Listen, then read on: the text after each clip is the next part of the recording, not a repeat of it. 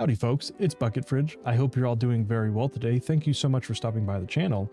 In today's video, I have something special for you guys. Today, we will be doing episode 1 of a new series that I'm going to start on the channel called the Weekly Wrap-Up, and it sounds pretty self-explanatory. What I'll be doing is I'll be going over the news that's happened this last week in Arcasia and throughout Lost Ark and the community. One of the things that I want to discuss as well is after I go over the news, at the very end of every episode, to kind of wrap up the episode, what I'll do is I'll touch on a topic that has kind of been brewing in the community, something that everybody has their minds on, something that's been being discussed. So if you guys like that kind of thing, make sure to stick around till the end to catch what the new segment will be each week and what we'll talk about at the end of every episode. So without further ado, let's hop into the video. Something quick before we hop into the video, I just wanted to say thank you to everybody. We finally reached 500 subs on the channel. I know that's small potatoes, but the support from everybody has meant a lot. I read all of your comments and all the nice things that you all have been saying. So thank you all so much for the 500 subscribers. It really does mean a lot, and I'm very grateful to have all of you here. So thank you one and all for supporting the channel, and really, it does mean the world to me. So thank you very much, and on to 1,000. All right, let's get into the juicy patch notes that we just got today for our July update, Spells in Spades. Obviously, we'll be getting the Arcanist, or Gambit as I like to call her. And if anybody remembers X-Men, Gambit was one of my favorite X-Men. Leave a comment down below which X-Men was your favorite. Gambit was definitely up there for me. But anyways, we are getting Arcanist. She looks very cool. The thing that we've been hearing around the community about the Arcanist is that it is a very difficult class to play. And I think that is part of the allure for some people. I know players like myself who enjoy the nuances of a class, and having that much more form of skill expression, being able to play a hard class well, is something that I think a lot of players will gravitate towards. So the Arcanist, I'm sure, will be a welcome addition, as also our third mage. So mage is starting to catch up, which is pretty cool. All right, next we have Vulcan Inferno difficulty, which is really cool.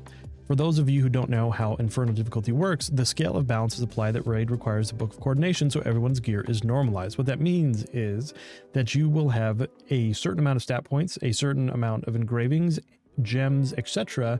that make up your character, but everybody will have access to all the same things, meaning that it is not going to be a gear dependent fight.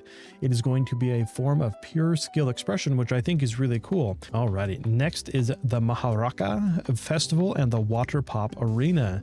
The Maharaka Festival is something that they've had in Korea 2 times now, this being the 2nd time over there, and it looks like just a fun event. Think of it very similar to like the Naruni racing, where we'll have more events there though than with the Maharaka. There's going to be the Makoko, like Fall Guys kind of game. There's going to be the squirt gun party at the Water Pop Arena. There's going to be a lot of different things that reward you those materials, or excuse me, those currencies that let you buy materials with all the fun events that they have there. People talked about how awesome this event is in Korea, and I'm really looking forward to this. It's a limited time event, so make sure to get in there, sure to play some Makoko, Fall Guys, some PvP, Squirt Gun Fest. It's going to be a blast. Next, we have our Challenge Abyssal Dungeon. I've loved the Guardian challenge modes that we've had, the ones that give you the Giga mats and a Giga amount of accessories and stones and everything. These are awesome that we've been able to do with the Guardians, and now we're getting the Abyssal ones. The other thing that I think is actually really cool about that is I think there are some actually really good Abyssal dungeons earlier in the game that just kind of become irrelevant, but with this we'll be able to do a lot of the older content. Some of the Abyssal dungeons, like I said, that I think are very fun will be in the rotation, so we'll be able to do these and get even more mats for our characters, something that I think everybody should do. All right, the extra juicy details now. General updates, new progression event. This new progression event will be getting the Punica Power Pass and the Hyper Express. I'll put up a card on either side where I have a video talking about the Punica Power Pass and the Hyper Express. Make sure to click on those if you want more information. Essentially what the Punica Power Pass will do is boost you to the end of the Punica storyline at 1302, and the Hyper Express event is what's going to help get you to 1370. In my video that I talked about just now, I explain all the mats that they have on the Korean Hyper Express, so it's very likely that we'll get something very similar to that. I will put up a little graphic that shows from that video the amount of mats that we get from the event. Granted, we're not going to get nearly as many as they are in Korea, as this only goes up to 1370, but we're also farther behind than them, so we shouldn't expect the same amount of mats, but it is still a substantial amount of mats. Don't let it only going up to 1370 fool you. The nice thing about this is really that you're able to get there with help with mats and the honing buffs that we see down here. But before we touch on the honing buffs, let's talk about the Makoko challenge. For those of you unfamiliar or haven't played in Korea, there's something called the Makoko challenge, where your character, when you make a new character, will have a little tiny Makoko seed next to your name. And what that does is it lets players know, oh, hey, this person is new to the game. I actually think this is a really cool thing, not just because it allows you to deal more damage and take less damage up to 1370, but it also lets players know that you're a new player, and hopefully as a community we can welcome in some of the new players and kind of show them the ropes and add to their experience. And I think this is a great way to do that. I think Final Fantasy has something similar where there are players who guide other players. I forget the exact name of it, but this is something similar where it doesn't require a specific person to guide any one of the new players, but it's something that we can do as a community to make sure that the new players are enjoying as well. And I think people will be a little bit more patient, a little bit more understanding when they do see somebody with the little Makoko next to their name. So as a community, let's make sure that we treat these new players with those Makoko symbols as kind as we can. More players for an MMO is always a good thing. All right, let's get into the growth support effect. The growth support effect for both tier 1 and tier 2, you will have a 100% success rate. That's pretty awesome. Going from 13579, meaning you skip the even levels, reducing the amount of XP and helping you get there even quicker. Amazon Game Studios and Smilegate are obviously very much encouraging us to have more alts in tier 3, where the game kind of really takes off. And here's the important one for the tier 3 growth support. The great thing is the base success rate increased by 20%. So this is not to be confused with your increased honing success rate, but this is the base rate is increased by 20%. So I'll use 40% as an example. If you were at, say, 40%, this would add it and make it up to 60% base, then adding all the additional honing buffs on top of it, where we get a flat 10% here, a 10% from our stronghold research, and then another 10% from the books. So you can almost look at it as every honing attempt that you will try will have upwards of 30 to 50%, depending on what materials you're using and where you are in that process. But it is a significant amount of benefit, not only just in saving you gold and XP, but it also reduces the amount of mats by 50% when honing to 1370, which is awesome because that means you'll have more help getting past 1370, where you don't have to use nearly as many mats to get there, which is really, really awesome. Make sure to take advantage of this buff and get more characters to tier 3 and hopefully up to Vulcan and Vicus. Next, we have some general updates and some quality of life. They updated a new login reward track. For those of you who haven't been able to get the ears yet, they added another few days for people to be able to get that. So make sure that you get your tiny little cat ears for your character from the reward track. They added new ways to deter gold sellers, which is awesome. They're trying to keep people from RMTing, and that really does hurt the economy. You'll notice that the prices of everything went down drastically when all the bots went away. So this is another way to help fight inflation from the bots and help people stop buying gold with real money. A very, very nice thing to see that they are taking the bot issue seriously still and are doing more to make sure that it's not as much of a problem. So any news on that front, I think, is very good. We got a jukebox for the strongholds, which is really cool. You'll be able to play music in there, which is awesome. And we have some more storm updates. So we have these awesome skins that you'll see, the Chris Bumstead looking warriors looking like Mr. Olympia here. And then we have the martial artists on this side in their Speedo with some awesome sleeve tattoos and some chest piece. And then I believe these are the assassins, and then these are the fighters. So looks pretty darn cool. You got a little snorkeling mask there if you feel so inclined. You got some visors, some new hats, some sunglasses, and we even got some new summer wear attire that is more geared towards the beach, an open-ended jacket, a nice bikini tops, some really cool looking skins. Not to mention a new giant crab mount. He looks adorable and awesome. I'll probably be picking him up. But the most important one, the starfish pet. Let me know down below in the comments which starfish you plan to get. I personally plan to pick up Johnny Bravo. Maybe we can come up with a better name for this fish, like Johnny Starvo or something. I don't know, but this will be the guy that I'm picking up for sure. Who doesn't love a Johnny Bravo starfish? Looks adorable to me. And then obviously we have our we have our new Arcanist skin. I think that looks beautiful. The roses on it, the jagged edges, very, very cool skin. I like that a lot. If I was going to main Arcanist, that would definitely be a skin that I picked up. And then lastly, for the general store updates, they added a new weapon growth and 2 support packs sold in the June update.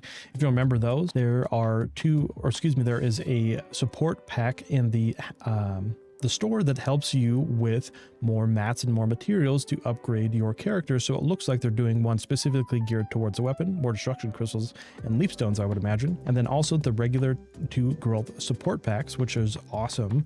And then they added the new Arcanist level complete pack, which is a way to get blue crystals if you have played the Arcanist, as well as a special package that includes battle items, silver and title to accompany Rohindel's Destiny skin set, which is pretty darn cool, and added new Arcanist Dawn skin, which is the one we talked about. The other really cool one is the added power pass. So the way that this works, this is very similar to something they have in Korea, or it might be actually the exact same thing, is you're able to buy a power pass to different stages of character progression for a different amount of royal crystals. So for example, 1100 will get you to North Vern. It looks like 1200 or 2200 will get you to Rohindel, 33 to Yorn, 4400 to Phaeton, and 5500 for Punica. So it's essentially, you can look at royal crystals about $10 per 1,000. So it'll be anywhere from $10 to $50 for a boost. But the nice thing about this is if you are a brand new character and you have more money than time, you can actually just boost multiple characters to tier 3 in Punica if you have the extra money and less time, which is really cool. Okay, so the way that it works as well is if you have a character progress at a certain level or a certain way along the storyline and you buy the Punica power pass, it will take off the cost of the previous Punica power or the previous passes, making it so you don't have to pay for something you've already done. Really cool little quality of life, I think. So wherever the character might be, it might actually be more beneficial to just get the Punica one, maybe level them up, and only have to pay, say, 2,200 if you get them all the way up to Phaeton. It's up to you. However you want to spend your money and your time is totally your prerogative. And then we have a bunch of nice little bug fixes and some general updates that looks like it's going to just make the gameplay a little smoother and make the UI a little smoother. Looks like a awesome patch to me. Alrighty, since we went over the patch notes, there really wasn't any other news this week as we got the news about the Punica Power Pass last week. So that is the majority of the news that we have for Lost Ark this week. But now this is the weekly segment of where I talk about something that is going on with inside the community, maybe a general sentiment, maybe a general vibe, or something that's being discussed quite unanimously or ubiquitously amongst the player base. So this week's topic is actually going to be about Burnout. Let's touch on Burnout. So one of the first things to mention about Burnout, and something that I think is important and something that not everybody is saying, is I think it's very important to understand that Lost Ark is a game. At the end of the day, games are supposed to be enjoyable for you. And so if you're experiencing burnout and none of the solutions that we'll talk about in a minute are really helping you, then it's important to understand that it's okay to take time away from the game. It's okay to take time away from Lost Ark. You're not missing anything. There's something that people have which is called FOMO, but I really think it is something a little more deep than FOMO, something that we know as the sunken cost fallacy.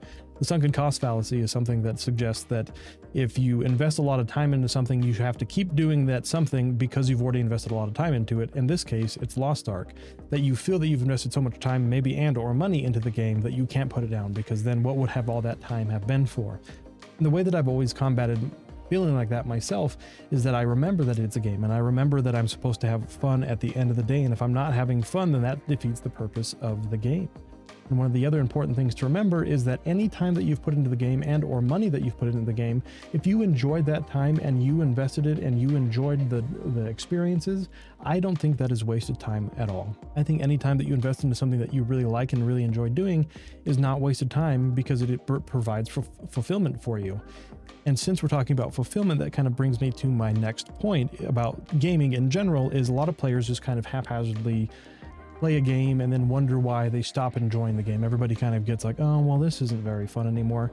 And I know that all of us have experienced that as gamers, maybe with more than just Lost Ark, with many games. I can say that I've experienced that with WoW and a few other games that I really love and enjoy. But that doesn't mean that I always have to play them. You can still love a game, you can still enjoy a game without having to play it all the time. And what I mean by fulfillment from a game is that players forget that a lot of times subconsciously you set goals for yourself, or even consciously set goals for yourself. So for example, when you're first making your character in Lost Ark, right, you have a set of goals that are kind of already predetermined for you by the game, right? You got to get through tier 1, you got to get through tier 2, you got to get through tier 3, and then once you're in tier 3, you got to get to 1370 so you can do Argus, then you got to get to 1415 to do Vulcan, then you got to get to 1430 to do Vicus, etc., etc. With that being said, is once you've accomplished those goals and you have say less to do or less goals in front of you, one of the things that's really important to do is set your own goals and set your own expectations going forward.